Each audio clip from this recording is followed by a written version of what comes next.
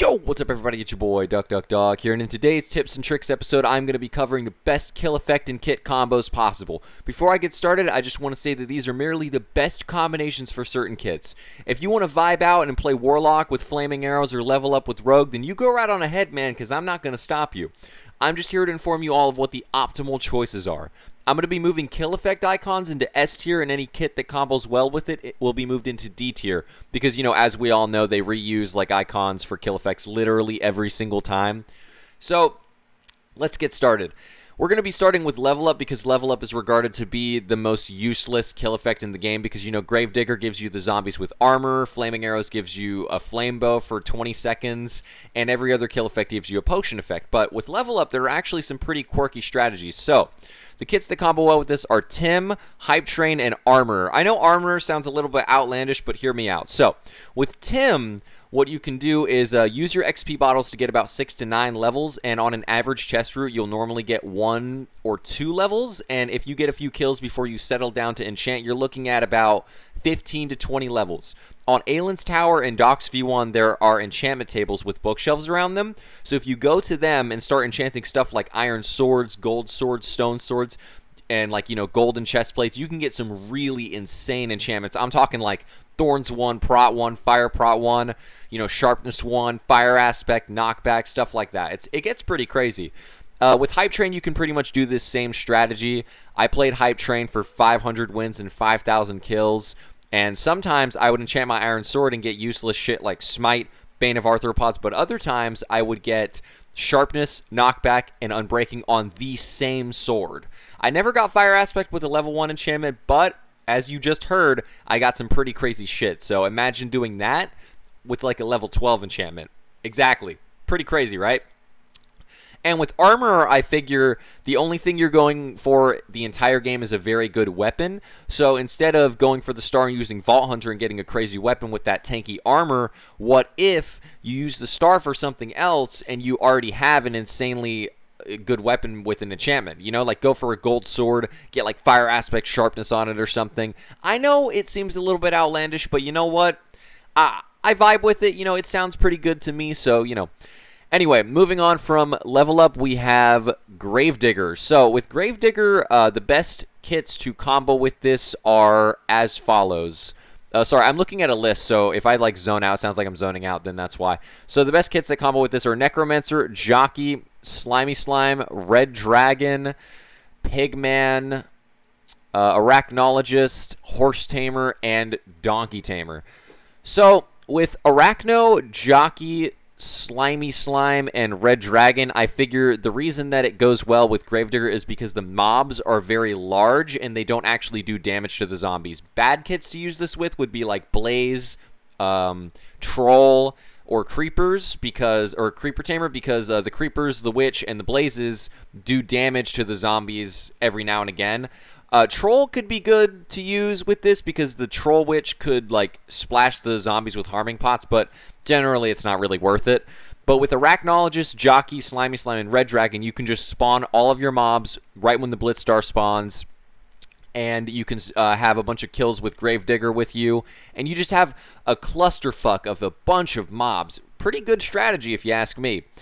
So with Donkey Tamer and Horse Tamer, the strategy would be to haul around your zombies across the map as you're grinding kills, and nobody will be able to consistently kill them because you'll just be dragging them around with a very relatively fast horse and donkey. Just grind out the map until the Blitz Star spawns, and then boom, you get the Blitz Star. I'm mentioning the Blitz Star a lot because generally the strategy with Gravedigger is to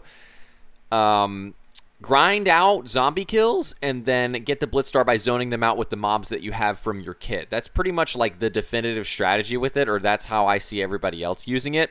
With Pigman, what would be the best strategy is use your zombies and armor as makeshift pigmen so that you can actually spawn your pigman in deathmatch. So save your pigman for deathmatch and grind out the zombies throughout the game so that you don't have to use that really valuable pigman, because dude, that pigman is tanky.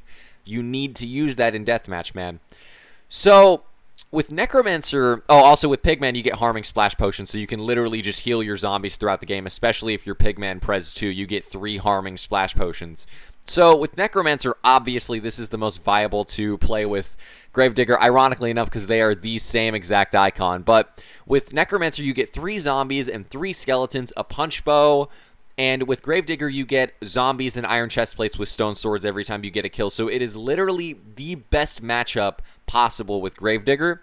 And by the time the star spawns or in deathmatch, you're going to have possibly like literally 10 to 12 mobs. Imagine you get 5 kills and you save all of your mobs for deathmatch and all of your zombies are alive.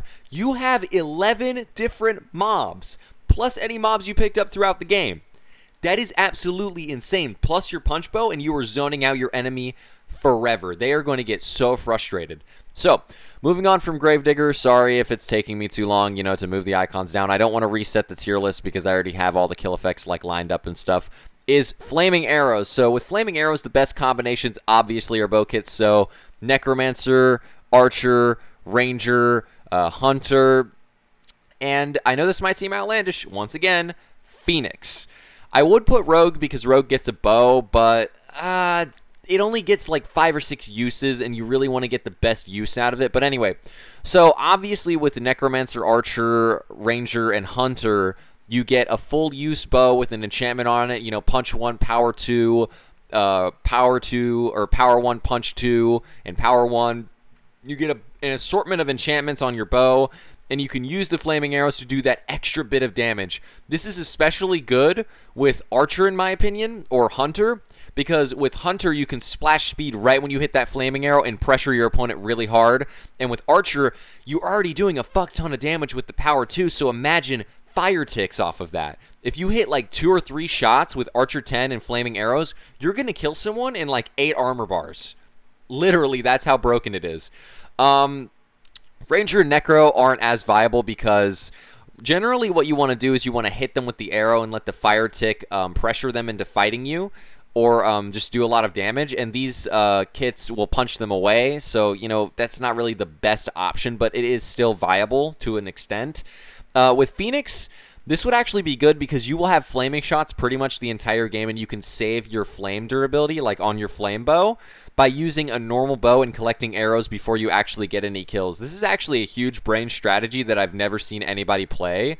I accidentally moved the speed icon, not the Phoenix icon. Shit, well, let's just do a little switcheroo there. But yeah, it is actually an insane high IQ play that you guys can do.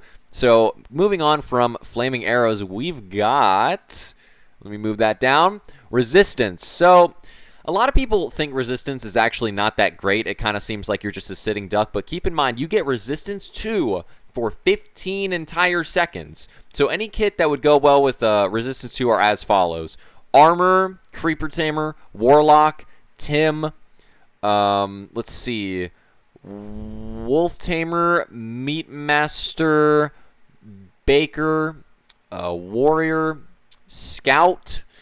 Let's see, I'm looking, I'm sorry. Viking, actually. I know that might seem a little bit strange, but, hear me out. Hang on. So, Astronaut. 5, 6, 7, 8, 9, 10, 11. I'm sorry, I'm counting from over here. So, 1, 2, 3, 4, 5, 6, 7, 8, 9, 10, 11. All right, I got them all. I'm looking at a list in a Google document. I'm like looking back, but anyway, let's get back to the little topic. I could have scripted this video and it would have sounded robotic, okay? All I did was just list out the kits in a document and I color coded it so I knew which ones to talk about in what order. Okay, so relax. Anyway, so generally what you're going to want to do with Resistance is play very tanky kits, whether that be a centerpiece diamond kit or a piece with high levels of prot. So pretty much with Creeper, Meat Master, Wolf Tamer, Tim, and Warlock, what you're going to be doing is just tanking a shit ton of damage. Same with Armor, actually. Viking too. The goal with these 7 kits is you're going to be tanking damage. That's literally all it is. These kits get high levels of prot on whether it be iron pieces like Viking or across the leather pieces like Armor, or on diamond pieces like, these 5 kits. But what you're going to want to do with these is just tank damage. Right when you get a kill, immediately look at your compass and run to the nearest kill and tank so hard. Trust me, it works really well. You can tank like so many hits. I was playing teams with Dosa the other day. He's the one who introduced me to armor and resistance kill effect. He actually inspired me to make this video in general because I never knew that was an option, like armor with res. I witnessed him pretty much take a 2v1 with armor and res 2, and he took half a heart per hit from like stone sword sharpness 1, and he was like block hitting and shit. It was absolutely insane. So with Baker, Warrior, and Scout, what you want to with Baker, what you're going to want to do is use your Baker pots for regen and use the resistance 2 in place of resistance 1. So if you have resistance 2, splash a Baker potion and use the regen, because I don't think the resistance 1 is going to overlap over the resistance 2, so you're going to have res 2 and regen 1 pots basically for the entire game. The same goes for Warrior. Since Warrior gets speed and regen, if you get a kill and run to the nearest one, you are fighting that person with speed, regen, and resistance 2. It's insane. And with Scout, the logic with this would be you have speed 2 pots for like 20 seconds apiece, and if you're pres 2, it's 22 seconds apiece, and you have regen 2 pots that do a good bit of healing actually, and you have slowness pots, so you have all of these debuffs and buffs. The most logical pick would be to go with resistance or regeneration, but that's, for later. But resistance gives you yet another buff that you have to your kit, so you get speed 2, regen 2, and res 2, and slowness 2 if you can combo them all well enough together. I mean, you're a fucking beast. You have so many potion effects, like, it doesn't even matter. And with Astronaut, my logic would be you get resistance 1, or I guess the strat would be, I don't know why I say my logic. I guess I'm saying my logic because these are a little bit more outlandish picks that people wouldn't expect. They're like, really? Like, I can hear you guys, like, raising your eyebrows, or I can, like, sense it. But with Astronaut, you get resistance 1 potions for 16 seconds. In total, that's 64 seconds. So a minute and 4 seconds worth of resistance 1. But every time you get a kill, you get 15 seconds of resistance 2. So pretty much, if you get enough kills and you drink your pots well enough, you have resistance 1 or 2 the entirety of the game. This is actually another, like, quirky one. Like, each tier, I love how, like, I'm putting, like, a few quirky ones like you wouldn't expect. But this is actually kind of crazy. I thought of this one on the fly. This one, like, I was about to record the video, and then I stopped the recording. I was, like, 2 minutes in, and I was like, hang on a second. Astronaut with res would be fucking nuts. So, yeah, that's pretty much the logic behind that. So we are done with resistance, and we are moving on to the Forgotten Regeneration. So a lot of the time, Regeneration takes a back seat. It was actually the second kill effect ever added into the game, and people really thought it was hype when it came around. But since speed gives you a heart and a half on each kill, everybody uses speed because, why would you use regen when if you chain 3 kills with speed, you just got, 4.5 hearts from just instant healing. So why would you want to heal over time? But surprisingly, a shit ton of kits go well with this. You've got Scout, let's see, Hunter, Paladin. I almost said Warrior. Honestly, well, Warrior could work with it if you're ballsy enough, but it doesn't work well enough to be listed here. Guardian, Golem, Toxicologist. Now, a lot of you might be raising your eyebrows. Hang on, bear with me. Warlock, Horse Tamer, Donkey Tamer, and Rogue. So, let me get started here. So, the logic behind Scout, Paladin, Guardian, Golem, and Toxicologist would be to use the regen kill effect to save your healing for deathmatch, especially with Guardian. Especially with Guardian and Paladin. Like, Scout, honestly, you could burn those regen pots. Same with Golem, same with Toxicologist, since you just get so much healing with those kits. But Paladin and Guardian have this burst healing that you have to use pretty much on one fight. But with Regeneration, you can save all of your healing with all 5 of these kits all the way to deathmatch. This honestly is super crucial for Paladin because it's like I said, burst healing, and you have to use it on one fight that matters, because using Paladin pots like here or there doesn't really work effectively because it's just 2 hearts, but all 3 together, that's 6. So if you have all 3 in deathmatch, you are a force to be reckoned with, right? With Scout, the logic obviously is the same with Resistance. You have the speed, the regen, the slowness, you have all these perks, and you might want to save those regen pots for deathmatch. I mean, I'm repeating myself at this point. I'm just going to move past these because the logic is the same. The strats are the same with all 5. Use all of those pots in deathmatch and save them by getting kills with the regen kill effect. Okay, so with Hunter, the strat would be to use your speed potions and pretty much just combo that with regen. Speed with Hunter isn't all that great unless you want to be a speed demon throughout the entire match. We'll get to that, obviously. I'm covering speed last because it's the most widely used kill effect. But with Hunter, regen works actually really, really well. It's pretty shocking, actually. Healing mixed in with speed 2, you're basically Scout at that point if you can chain enough kills, which, Scout with splash pots, that's beast. With Warlock, I really thought about this a lot, and Warlock would actually be a good kit to have with regen because you're drinking the strength potion, right? And you're already doing so much damage to yourself. And if you drink the strength potion, or if you do drink strength potions and you figure it does enough damage or it does too much damage, what you might want to do is get a kill really fast with that strength. Or if you drink the strength pots in general, I know a lot of people don't when they go Warlock, but if you do drink the strength, get a kill, you get regen, and you immediately get all of that back that you might have taken in that fight. It's a pretty quirky, outlandish strategy. It might not be the best one that I mentioned here, but it is a strategy, and I do think it would work pretty well with Warlock, especially if they buff Warlock potions, especially if they do. So, with Horse Tamer and Donkey Tamer, the strategy would be to go around the map chaining kills, because speed only heals a heart and a half, and people are like, well, the logic would be if you get a Horse Tamer kill or a Donkey Tamer kill, the speed 2 affects your horse and donkey, so you're going super fast, right? Well, yes, but say in a fight you get taken to 2 hearts, right? You get a heart and a half back from speed. That's 3.5 hearts that you have, and whatever natural regen occurs by the time you find the next person, which depending on what map you're on, that could be, half a heart and a half, or 2 hearts. But with regen 2 kill effect, you get back however many hearts regen 2 heals back, what, like 4 mixed with natural regen? That's like 5? So you're already ready to fight again, and if you're a player that keeps your horse and donkey alive throughout the match and you're very smart, this is an amazing kill effect to use, trust me. So with Rogue, regen would go well because you get the speed 1 on the splash potions, and honestly, it's pretty much like the Hunter and Scout logic, but lesser, because speed 1 isn't like that amazing. But honestly, it could work, It could. This is probably like the least viable one that I mentioned, but I thought I may as well mention it because it does get speed. The only reason I didn't mention Warrior is because, well, I guess you could put Warrior. Yeah, I guess. I mean, if you want to use like the speed more than the regen, and you want to have regen 2 with speed 1 instead, it's pretty much the same logic as like Baker. You have res 2 with regen 1 the whole match. Then you could. That is totally viable. It totally is. Yeah, sorry about that little sloppy addition. I actually didn't plan on putting Warrior, but I thought I was like, that's actually really good. You could go as far as to say like Baker could belong on this tier too, because I guess regen 2 with res 1 and you just want to use the pots for res through the entire game, like that's totally viable too. But yeah. So, moving on to the last kill effect, getting this video done as efficiently as possible and as fast as possible, because honestly, I don't need this video to be 35 minutes or something crazy like that. We have speed.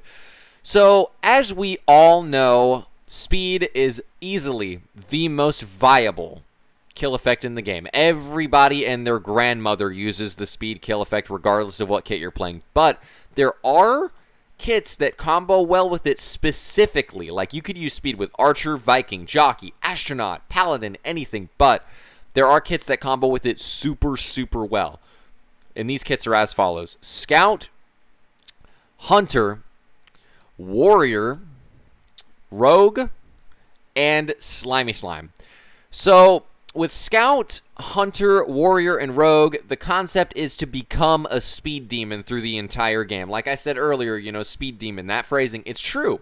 You get speed for 15 seconds, and Scout gets speed pots for 20 seconds. Hunter's speed is for, what, 8 or 10? I forgot what they nerfed it to. Warriors is for 10. Rogue is for, what, like 15 or some crazy shit like that? So through the entire game, you are going to have speed to a certain degree. Obviously, this is a lot more viable with Scout or Hunter because those get speed 2. But Warrior and Rogue, it's viable with them too because you get speed 1.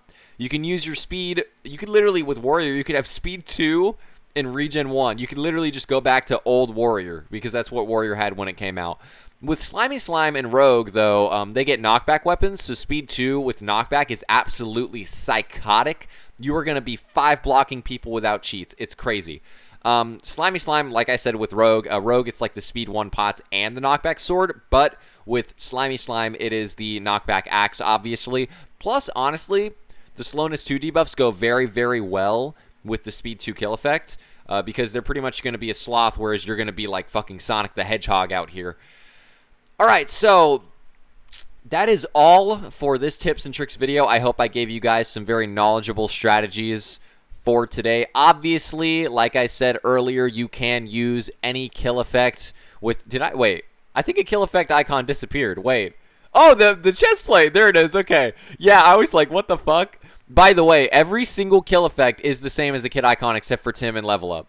So, you know, Necromancer, Paladin, Ranger, Golem, and Phoenix. And then, you know, the only reason Tim is not the exact same as Level Up is because it has 3 enchantment bottles, not 1. It was this close. It was this close. But anyway, so that is the tips and tricks video for today. I hope I taught you guys something new and fresh for today. Obviously, as I said in the beginning of the video, you can use any kill effect that you want with any kit, but these are the most optimal ones. You are going to... Sorry, I said optimum. Jesus. Yeah, if you use these kill effects with these kits in a combination with one another, you are going to be an absolute animal most of the time if you can play it correctly. And it makes your gameplay a lot more fun and interesting. You know, you guys need to stop using speed all day. Open your horizons. Flaming arrows with Phoenix is super fun. Resistance with Armorer, super fun. You know, like... It's all really, really fun. Level Up with Tim, that sounds like a fucking blast. I'm probably going to start doing that, honestly. I'm kind of sad that I didn't do that with Hype Train, I'm not going to lie. But anyway, 21 minutes for covering all these combinations. I'm actually pretty proud of that. I thought this was going to be some crazy 30-minute video or something. My apologies if I repeated a lot of words in this video. I just wanted to get the information out as, smoothly as possible, and I felt like repeating the same phrases felt like appropriate. But yeah, I hope that I taught you guys some cool stuff for today. Anyway, love you guys. Thanks so much for the support. I will be bringing tips and tricks back for the future, so expect more videos. I'm probably going to do a tips and tricks video every 2 to 4 weeks, depending on how intensive it is. Again, actually, well, I didn't show clips in this video because I figured it would take way too long for me to get them, and I really wanted to upload this today. But trust me, tips and tricks videos in the future will be not me moving icons around on a tier list. The next one that I have in mind is actually pretty fucking epic, and you guys are going to love it. Sorry for the super long outro. I know I'm very bad with this. I'm going to leave timestamps in the description, obviously, for when I talk about which kill effect. But anyway, Duck Duck Dog, signing out.